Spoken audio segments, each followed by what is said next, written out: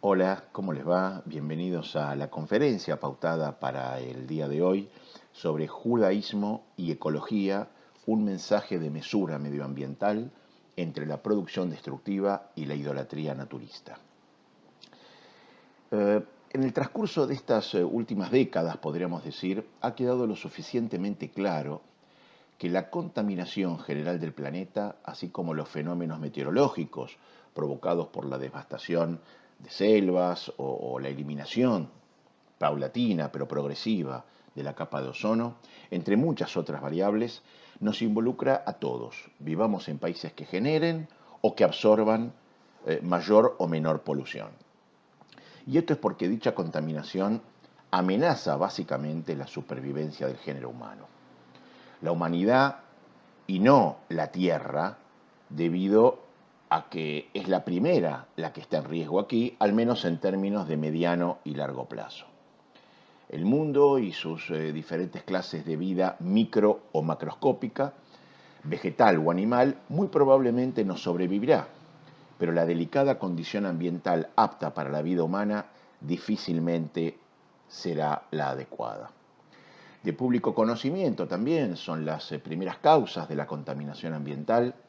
la desmesurada ambición humana en sus metas materiales, la exacerbación del hombre en su potestad sobre el medio, su irresponsabilidad con este último y hasta incluso también con su prójimo,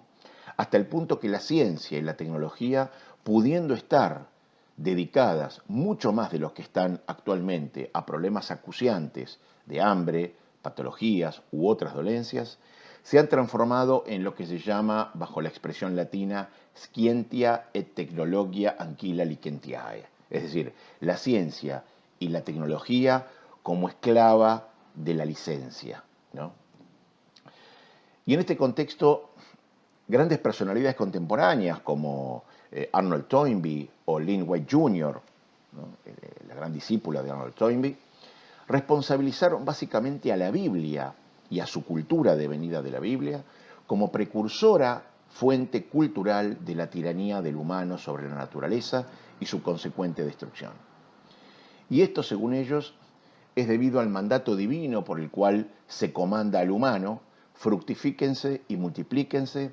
llenen la tierra y sométanla, y dominen sobre los peces del mar, y sobre las aves de los cielos, y sobre todo animal que se mueve sobre la tierra. Versículo conocido y que figura en el Génesis capítulo 1, versículo 28. Ahora, según este precepto, el ser humano tiene el imperativo de enseñorearse sobre la naturaleza creada por Dios. Entonces luego surge la pregunta: si en verdad la Torá le da al ser humano el irrestricto derecho o la irrestricta facultad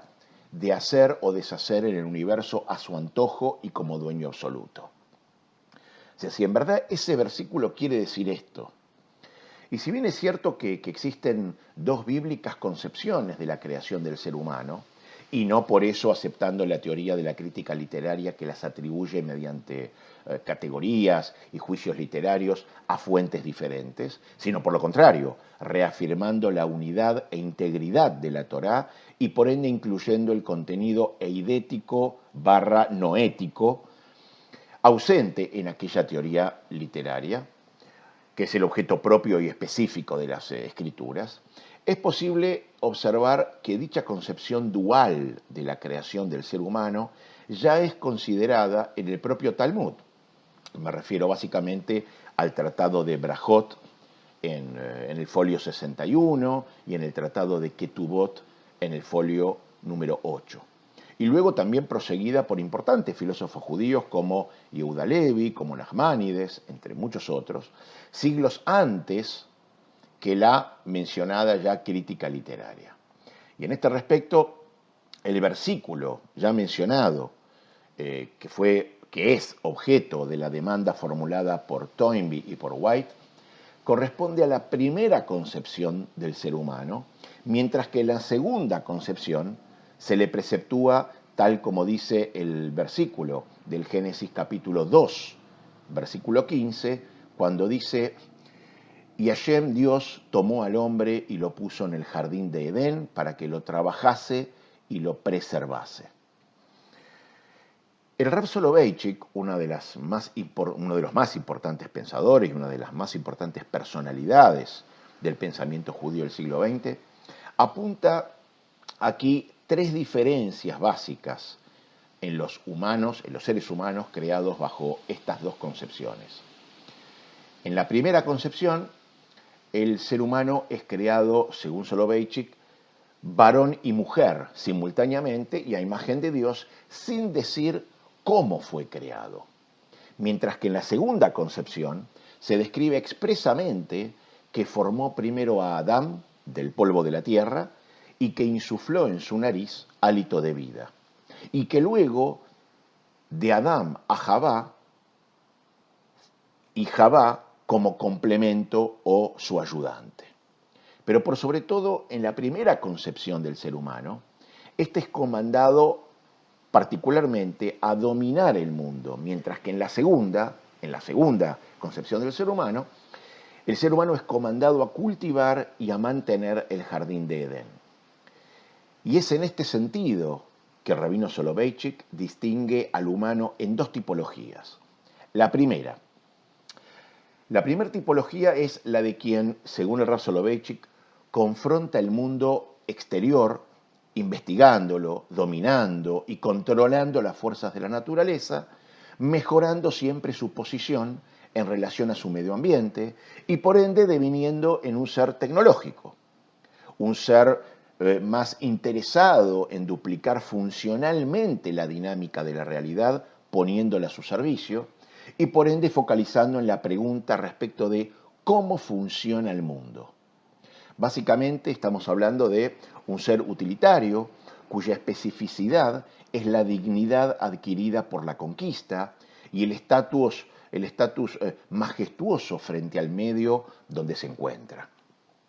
Dignidad en la existencia humana, la cual es alcanzada por su elevación respecto de la coexistencia con la naturaleza. Y vamos a la segunda tipología. La segunda tipología del ser humano es la de quien está interesado ahora en la interpelación y la especulación cualitativa, metafísica, exploratoria, cognitiva, podríamos decir, bajo el fundacional interrogante del ¿por qué es? ¿Por qué la existencia? ¿Qué es? ¿O quién es? Es decir, básicamente es un ser humano que ahora desea entender el mundo tal como le es dado, contemplándolo receptivamente y en sus dimensiones originales y fundamentales. Es un ser humano que posee una experiencia esencial del yo, en íntima comunión con su creador, pero que a la vez permanece distante de todo, logrando un modo de vida disciplinado acorde a su separación de la naturaleza y su unicidad existencial. Esta especificidad es justamente el carácter redentor por la cual el ser humano adquiere su noción ontológica, manifiesta en su seguridad axiológica, otorgando significado y sentido a su existencia, la cual es anclada en algo estable e inmutable y dejándose dominar por el Creador. Viendo así muy brevemente estas dos tipologías en las dos concepciones de la creación del ser humano, tal como figura en la Biblia en el capítulo 1 y en el capítulo 2 del Génesis, podríamos decir en términos generales que se observa, si bien ambos seres humanos son intrigados por el cosmos, el primero va en busca de su control, de su poder, cuya dignidad como objetivo redunda en una técnica de vida, en el respeto y la atención del otro mediante habilidades o capacidades de acción. Sintéticamente, la característica de la dignidad en el primer ser humano redunda en la capacidad de hacer sentir su presencia o impacto medido por sus logros en la exterioridad. Y es por ello que en este primer ser humano, su creación es hombre y mujer simultáneamente. Varón y mujer los creó, es decir, a la vez, simultáneamente.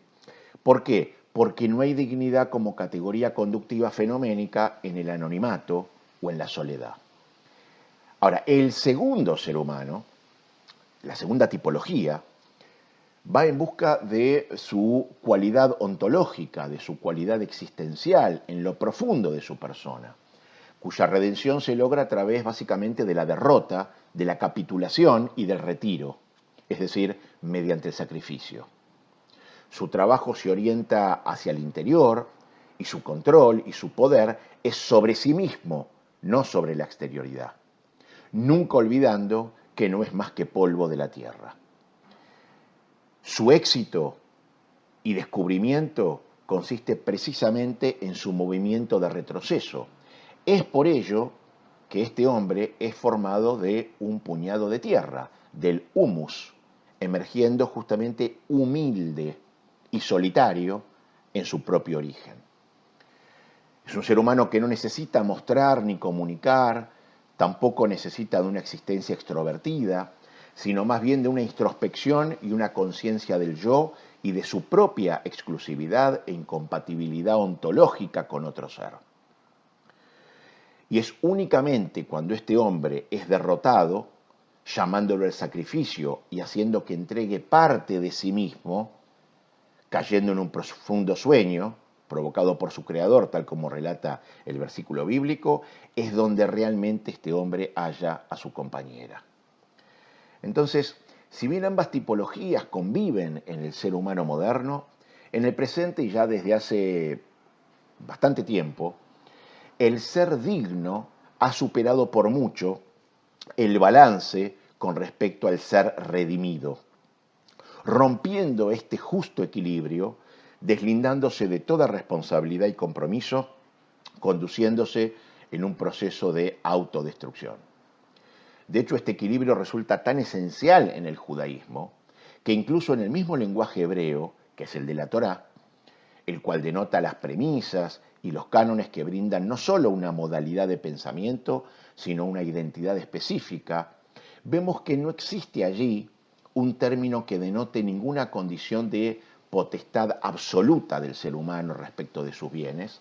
sino más bien una hacienda, una adquisición en usufructo por parte del ser humano.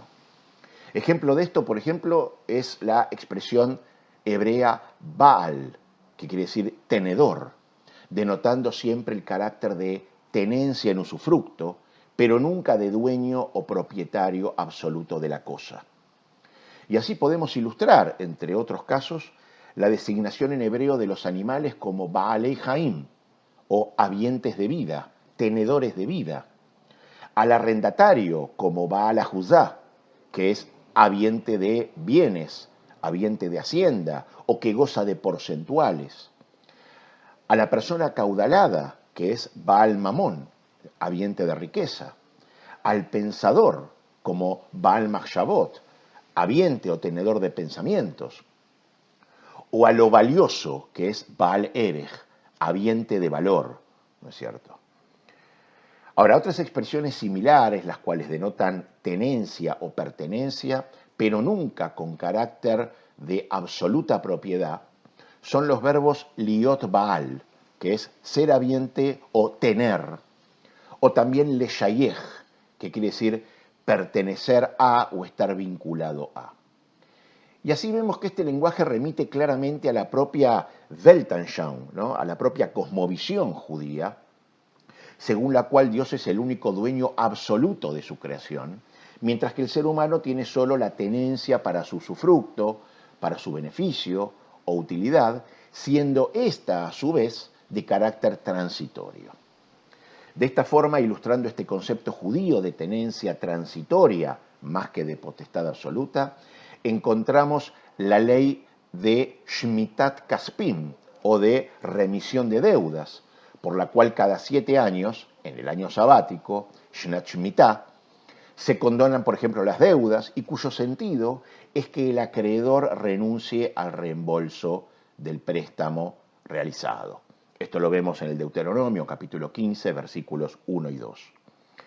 Y esta característica también se ve reflejada en la llamada ley de Yobel, o ley de jubileo, por la cual, y debido a que la tierra y todo lo incluido en ella es de Dios, Cada 49 años, los miembros familiares recuperan la tierra que fue vendida debido a alguna situación de estrechez económica o denotando justamente la no perpetuidad ni unilateralidad de un, en términos modernos, derecho de usufructo sobre el bien debido meramente a su compra. Entre otras muchas características específicas de este 50º año, Shnat Yovel, los esclavos, estamos hablando de la época bíblica, los sirvientes, bajo el mismo principio, también son liberados y absueltos. Esto específicamente lo comanda la Torá en el Levítico capítulo 25, versículos del 13 al 28. El patente denominador común aquí es el estatus de forastero o residente temporario del humano en la creación de Dios. Y en otras palabras, estamos hablando básicamente de un tenedor transitorio y no un dueño o amo sobre lo creado. Cuestión que también es reflejada en el último versículo citado recién del Génesis, cuando dice, y Hashem, Dios, tomó al hombre y lo puso en el jardín de Edén para que lo trabajase y lo preservase. Estamos hablando específicamente del Génesis capítulo 2, versículo 15. De hecho, vemos también que la ley de jubileo y el emplazamiento del hombre en el jardín de Edén responden ahora y desde el propio contenido textual a la pregunta anteriormente y primeramente formulada, significando que la síntesis entre los dos imperativos de conquistar la tierra por un lado y dominar a sus seres vivientes con el concepto del humano como tenedor transitorio, no es otro que el poder del humano de ejercer un control sobre la naturaleza, sobre la creación, actuando sobre ella y logrando su dignidad, pero con un grave e indelegable sentido de responsabilidad fiduciaria, dado justamente por el logro de su redención. Y en este sentido la homilética judía expresa que cuando Dios le mostró al primer ser humano cuán hermosa es la creación, le advirtió y le dijo, pon atención en no arruinar ni destruir mi mundo, que si lo arruinaras, no habrá quien lo repare después de ti. Esto lo vemos justamente en la homilética, en el Midrash Kohelet Rabbah. Entonces, podríamos decir en otras palabras, no es como propusieron Arnold Toynbee o Lin White Jr., entre otros quienes realizan una lectura parcial a base de extracciones, a base de recortes sesgados de versículos cuyo pleno sentido significado resuena y no es posible develar sino solo en la integridad y conjunto del texto. Todo lo contrario, tal como oportunamente les ha respondido, por ejemplo, Norman Lamb e incluso Eric Freudenstein, en la Torá se ve reflejada la permisión y hasta la obligatoriedad del uso y manipulación del medio ambiente por parte del ser humano, pero no en tanto su dueño absoluto, con potestad absoluta, sino en calidad de receptor de un comodato, con su consecuente e indelegable responsabilidad. Y esto es muy importante, porque estamos observando que las palabras más puntualmente críticas en el primero de los dos mencionados versículos del Génesis, si bien es someter o conquistar y dominar, no son interpretadas, al menos por el judaísmo, bajo una perspectiva ilimitada y abusivamente despótica del ser humano para con la naturaleza, sino más bien todo lo contrario. Como dice el exégeta renacentista, el rabino Obadiah Sforno, el imperativo de someter o conquistar la tierra está relacionado con abrir espacios para residencia, para labradíos u otros usufructos para el ser humano, cercándolos y controlando que los animales salvajes no lo devasten. Y a los domésticos para hacer las labores en favor del ser humano. Esto lo pueden ver en los comentarios del rabino Obadiah Sforno justamente a estos versículos. Similarmente y con anterioridad, por ejemplo, Nachmanides, en su exégesis al mismo versículo, interpretó el mandato respecto del dominio de los animales como el de gobernar sobre estos para las labores del ser humano. Luego, y en congruencia con estas interpretaciones de conquistar la tierra y dominar a los seres vivientes, el imperativo de labrar el jardín de Edén como residencia del humano original es justamente obtener usufructos de su interior, dado que la tierra necesita ser trabajada, y tal como indica el exégeta medieval italiano Menahem Recanati, cuidar la tierra es una actividad desde lo externo, evitando que absorba impurezas y por ende evitando que se contamine. Ahora bien, dentro de las pautas más relevantes que el judaísmo plantea al ser humano en su conducta respecto del medio que lo rodea, se encuentra el precepto de mayor ponderación institucional en el conjunto de la ley judía, que es el Shabbat, proclamado en el cuarto mandamiento y por el cual se dictamina que se deben trabajar 6 días y dedicar el séptimo, el Shabbat, a Dios, porque en 6 días Él creó el universo y descansó en el séptimo, santificándolo. Esto lo vemos en el Éxodo capítulo 20, versículos del 8 al 11. Entonces,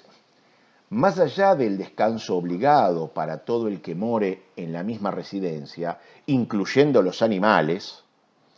una de las interpretaciones tradicionales de la limitación a las labores humanas en este día de Shabbat es justamente la prohibición de toda transformación productiva de energía, objetos naturales o artificiales. Por ello, esta proscripción incluye, por ejemplo, prender fuego, cocinar o cualquier otra labor que implicare aquella transformación. Y en este sentido, el Shabbat indica de forma pragmática la limitación por parte del ser humano en su permisión a manipular el medio ambiente. Y esto se vincula con el ya mencionado año sabático, el Shnat Shemitah, debido a que, según la ley judía, deberá también el hombre dejar la tierra en barbecho durante dicho año. Esto es, tal como indica el versículo, luego de 6 años de sembradíos y de cosechas, reposará la tierra en el séptimo, no pudiendo recoger lo que brotase por sí solo. Esto lo vemos en el Levítico, capítulo 25, versículos de 3 al 5. Y más allá del descanso y cuidado de la tierra, el fruto que ella diese durante este año tiene y debe ser compartido por todo el que trabaje o resida en la misma morada, incluyendo los animales. Esto lo vemos en los versículos siguientes, del 6 al 7 del mismo Levítico capítulo 25. Más, una de las frases que resume más acabadamente el significado del año sabático, como también del año del jubileo, en cuanto a la consideración y respeto del ser humano por la creación toda, demostrando, como decíamos antes, no solo la igualdad interpares, sino también el proteccionismo que profesa el judaísmo hacia el medio ambiente, en contraposición a cualquier absolutismo del ser humano sobre el medio ambiente, es la escrita por uno de los más importantes e influyentes pensadores y legistas judíos, Maimónides. Literalmente él dice: los diversos mandamientos que hemos enumerado en el tratado Shmitat Veyobel tiene por finalidad ya prescribir la conmiseración y la liberalidad hacia los hombres en general, como está escrito en el Éxodo 23:11, para que los indigentes de tu pueblo coman de ellos y que las bestias de los campos coman lo que habrán dejado. O bien, prosigue Maimónides, hacer que la tierra se torne más fértil, fortaleciéndose por el descanso, o ya inspirar la buena voluntad hacia los esclavos y los pobres. Me refiero a la cancelación de las deudas y a la liberación de los esclavos hebreos. O ya para proveer a perpetuidad las cosas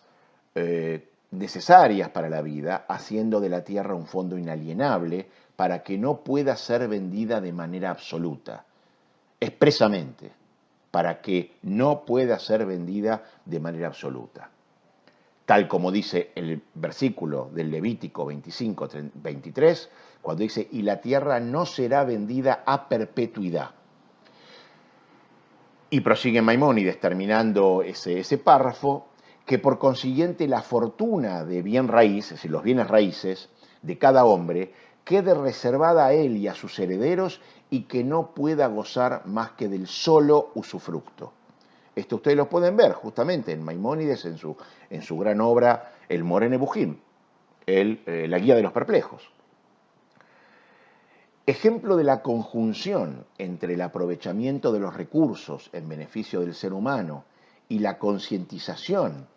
en el trato con los animales, en tanto seres tenedores de vida y creados por Dios, es precisamente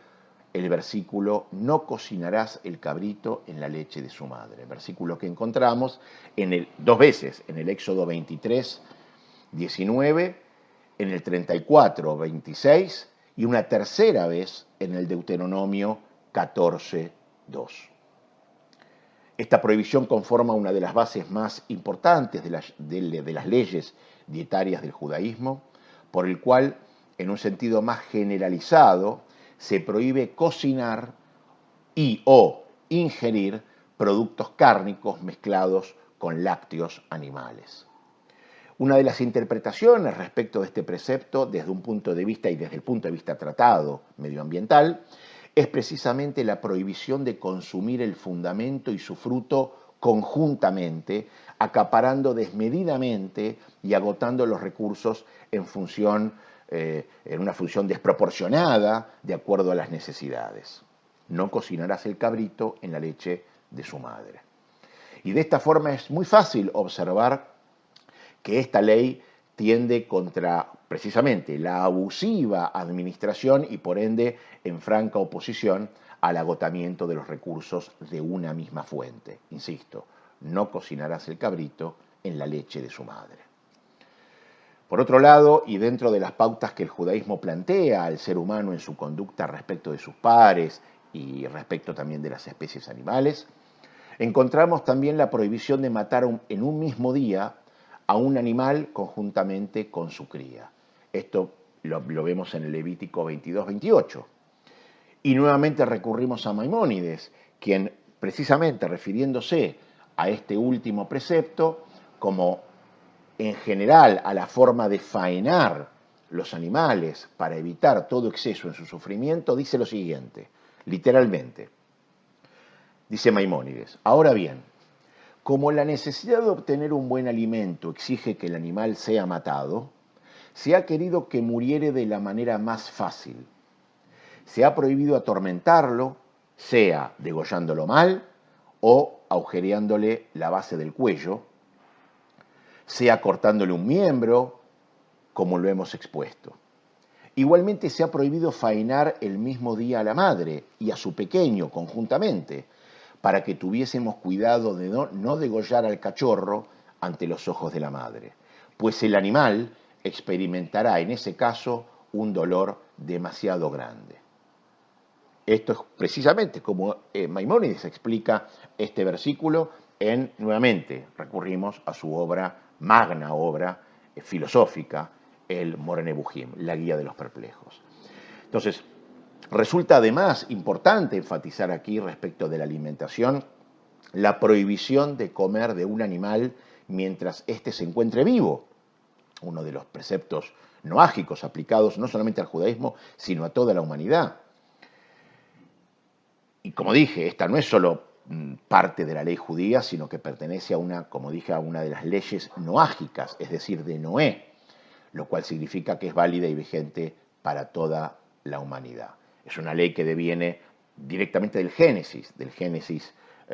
capítulo 9, versículos del 3 al 5. Ahora, estos últimos preceptos analizados, podrían enmarcarse en un principio más general, llamado en hebreo Tzar Balei Haim, ¿no? Que es el sufrimiento de los animales, el cual denota el límite de nuestra conducta respecto del sufrimiento provocado a un animal. Y esta ley se aplica igualmente a la obligación, por parte, por supuesto, del ser humano, de socorro a un animal, aún perteneciendo el animal a quien nos hostiga o quien nos deteste o a nuestro enemigo, cuando se encuentre en peligro. O, por ejemplo, cuando esté dañado por sus labores. Es decir, tal como vemos en el Éxodo 23:5, que es de donde se extrae este versículo, aún cuando vemos un animal sufriendo y ese animal, tanto por su trabajo o porque se encuentra en peligro, es propiedad de un acérrimo enemigo nuestro, no importa, tenemos la obligación de salvar y socorrer al animal. Y en este sentido también puede citarse, entre otras leyes más particulares, la de, por ejemplo, no arar con animales de diferentes especies bajo el mismo yugo y o bajo en el mismo acarreo de cualquier carga. Esto expresamente lo demanda, lo preceptúa la Torá en el Deuteronomio 22:10, y por supuesto pueden ver en los comentarios de Rashi, como la exégesis oficial y más autoritativa, que lo explica de esta forma, digamos, ¿no? Según, de hecho, otro exégeta de los grandes exégetas del siglo XII, Abraham ibn Ezra, esta prohibición de someter al mismo yugo y a la misma carga, al acarreo, a dos animales de diferente especie, es a causa de evitar perjudicar al más débil de ambos animales. Entonces, el cuidado y la consideración del animal en relación con su trabajo también tiene su aspecto más detallado, por ejemplo, prohibiendo al humano toda conducta que impida al animal alimentarse libremente de los frutos de la tierra cuando trabaje en labores relacionadas con el avituallamiento. Esto lo vemos particularmente en el Deuteronomio 25:4. Es decir, no se le puede poner, por ejemplo, un bozal al animal que está haciendo esas tareas. Hay que dejarle y permitirle que se alimente libremente. Así como también la prohibición de la castración, tanto en animales como en humanos. ¿Por qué? Porque impide el cumplimiento del imperativo divino de ser fecundos y de multiplicarse, tal como lo demanda el Génesis capítulo 1, versículo 22. Huelga decir, por supuesto, que el judaísmo prohíbe tanto la caza deportiva como la caza por placer, siendo consecuentemente en los personajes bíblicos de Nimrod y de Esav, figuras bíblicas de quienes se predica ser hábiles cazadores, pero que son depositarias de cualidades absolutamente negativas. Y en esta misma dirección podemos proseguir con el principio llamado Shilua Haken, que quiere decir el envío de la madre antes de tomar el nido. Precepto que prohíbe tomar los huevos o la cría de un ave ponedora cuando la madre se encuentra presente in situ, además de obligar a devolver la madre al nido y no tomarla conjuntamente con su cría. Versículo que, como sabemos, está en el Deuteronomio capítulo 22, versículos del 6 al 7, y por el cual se evita, como ya hemos mencionado, el agotamiento de la fuente conjuntamente con su fruto, además de respetar el vínculo entre y en tantos seres vivientes. Y en este respecto vamos nuevamente a recurrir a Maimónides, quien afirma categóricamente en relación al dolor de los animales y de los humanos lo siguiente. Dice: no hay bajo este aspecto diferencia entre el dolor que experimenta el hombre y el de los otros animales, porque el amor y la ternura de una madre por su pequeño no dependen de la razón, sino de la acción de la facultad imaginativa que la mayor parte de los animales poseen tanto como el hombre. Expresamente y literalmente eso dice Maimónides, nuevamente recurriendo a su magna obra filosófica, La Guía de los Perplejos. De forma análoga, entre seres humanos y en términos más generales, el principio de Atzalá, que quiere decir rescate, es aquel que postula el deber de salvar a las personas basándose en el mandato bíblico: no depondrás contra la sangre, contra la vida de tu prójimo, yo soy Hashem, yo soy Dios, ¿no? Eso está en el Levítico 19:16. Esta demanda casi podríamos decir, única en los anales de la historia legal, tal como de hecho lo demuestran Ernest Wainwright y Marilyn Finkelman, es la que obliga a intervenir en el rescate o el salvamento del prójimo, del semejante, cuando éste sea inocente de cualquier lesión o de la misma muerte. Este deber conforma, entre otros, podríamos decir, la base para erigir aquel principio que ordena, según el versículo, y amarás a tu prójimo como a ti mismo. Versículo muy conocido, muy sabido, del Levítico 19:18. Entonces, con lo hasta ahora analizado, se observa claramente la restricción en la facultad de transformación del medio ambiente, así como el deber de socorrer a los animales y evitar su sufrimiento tanto como sea posible a la hora de tomar provecho de ellos, y también el deber de no permanecer indiferentes, auxiliando a nuestro semejante y a un animal ante una situación de peligro, más allá de a quién pertenezca ese animal. Además,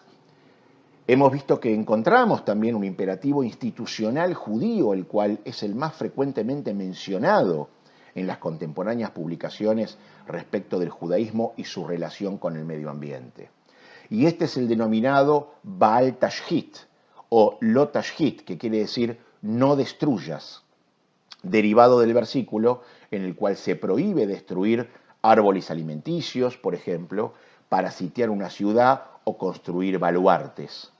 Esto está expresamente indicado en el Deuteronomio capítulo 20, versículos 19 y 20. Y si bien, como dice Maimónides, este precepto está restringido a épocas de guerra, extiende Maimónides en la ley dicho concepto no exclusivamente a esta circunstancia bélica, sino a todos los tiempos, desarrollando además las prohibiciones derivadas de aquel, incluyendo la obstaculización de fuentes, incluyendo la obstaculización de manantiales, la destrucción de herramientas incluso, la destrucción de edificios, de vestimenta o de alimentos, para evitar su desperdicio, es decir, la prohibición también de desperdiciar, ¿no es cierto? Entonces, si unimos este concepto con la clara permisión otorgada por el Talmud,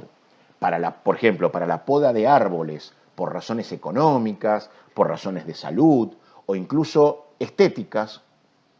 revelamos nuevamente que en el judaísmo lo que se persigue verdaderamente no es un naturalismo o ecologismo como valor supremo, sino justamente lo que se persigue es la prevención contra la destrucción licenciosa, ¿no?, y el mantenimiento de un equilibrio responsable entre necesidades por un lado y recursos disponibles y la continuidad y la sustentabilidad de esos recursos por otro lado, digamos, ¿no? Más aún, si bien la ley judía que prohíbe la mezcla, por ejemplo, de granos heterogéneos en un mismo sembradío, bajo el precepto denominado como Kilei Zeraim, que quiere decir mezcla de semillas, y esto es únicamente aplicado o aplicable a la tierra de Israel, hay otras leyes similares destinadas también a la diáspora del pueblo judío, que son las ilustradas con ejemplo prohibiendo injertar árboles de distintas especies, ¿no? Y también la prohibición de conservarlos cuando estén estos ya plantados, pudiendo aprovechar sus frutos y ramas, así como también la prohibición denominada Kilei Behemá, que es la prohibición de cruzar animales de distintas especies, y por la cual justamente se deniega la cruza de diferentes especies de animales, protegiendo así la continuidad de las especies frente a la producción de híbridos, ¿no es cierto?, tal como se preceptúa esa prohibición en el Levítico 19:19,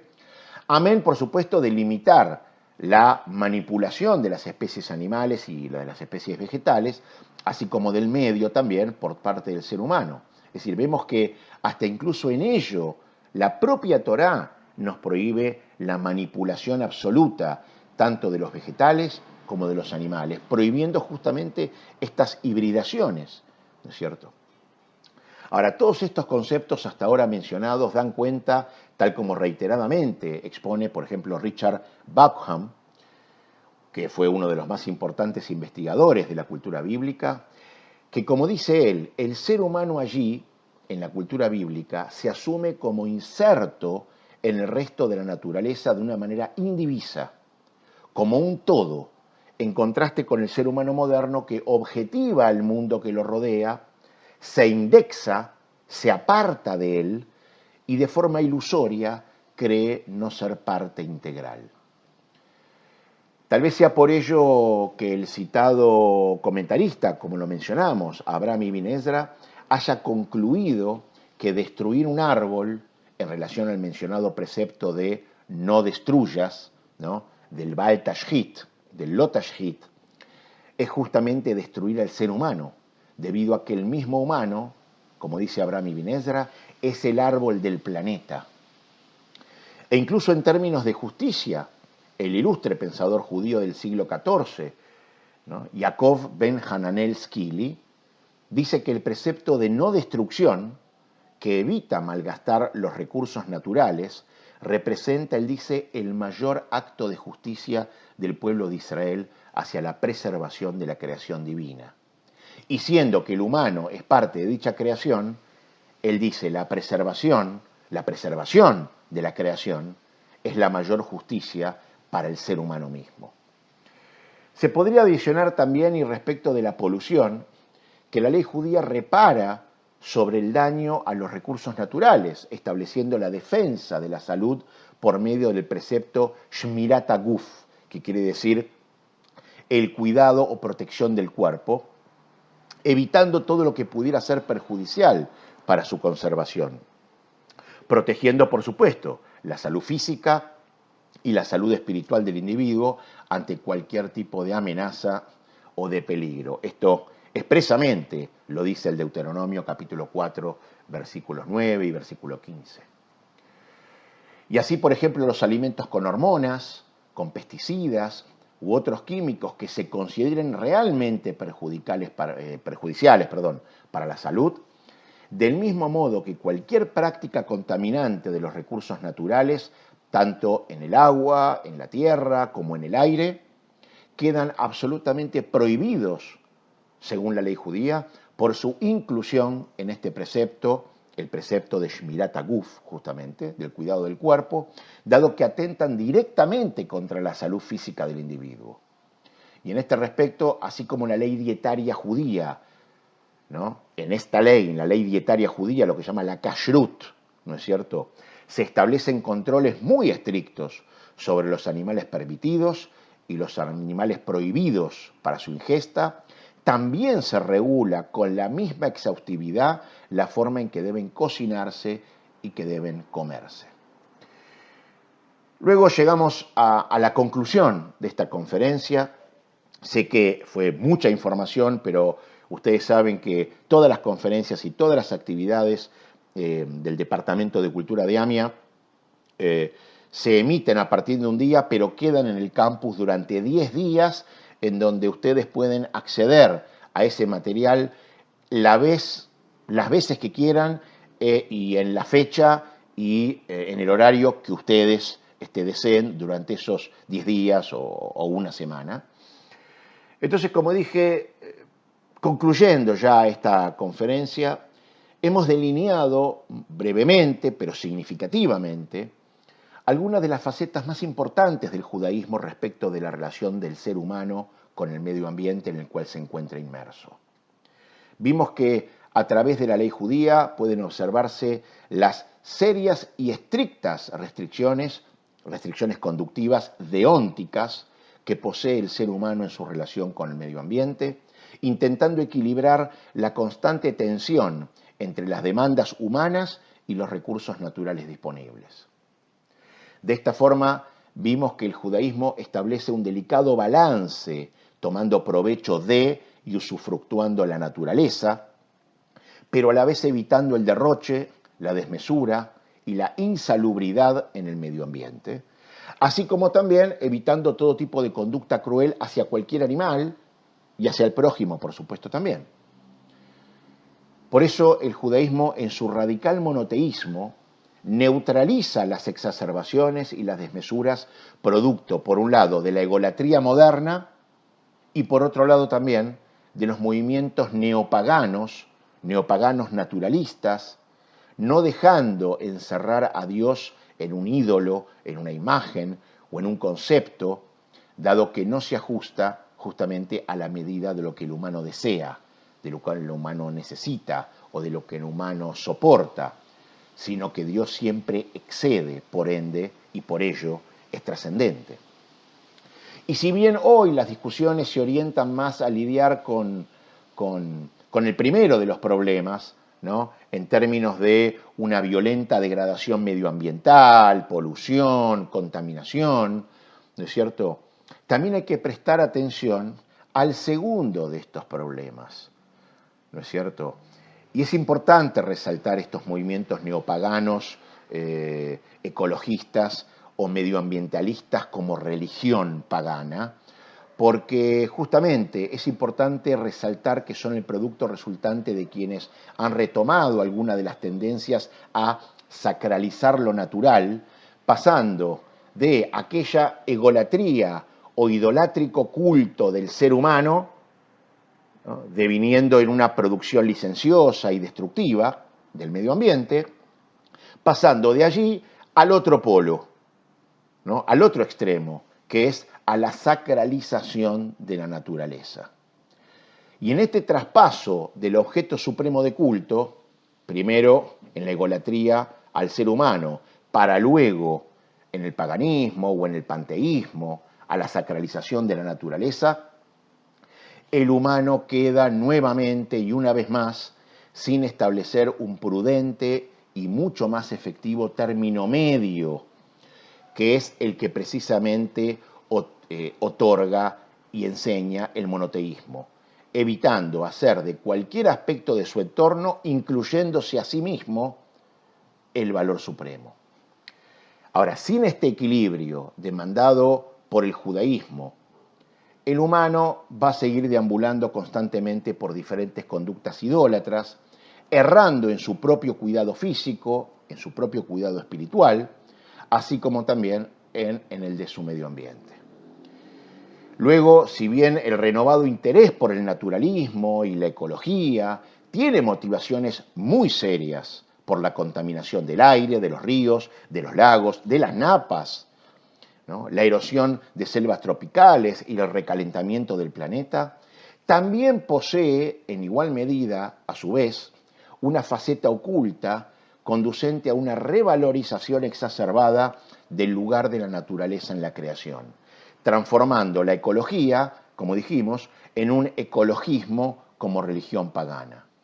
Y en este sentido, en lugar de restablecer el equilibrio, la mesura entre, como habíamos comenzado la conferencia, entre la dignidad y la redención, estas dos tipologías del ser humano creado, cuando, por ejemplo, la primera ha desbalanceado, ¿no? La dignidad, el hombre conquistador, ha desbalanceado la proporción entre el hombre conquistador y el hombre redimido, lo que hizo fue justamente directamente anular esta segunda tipología,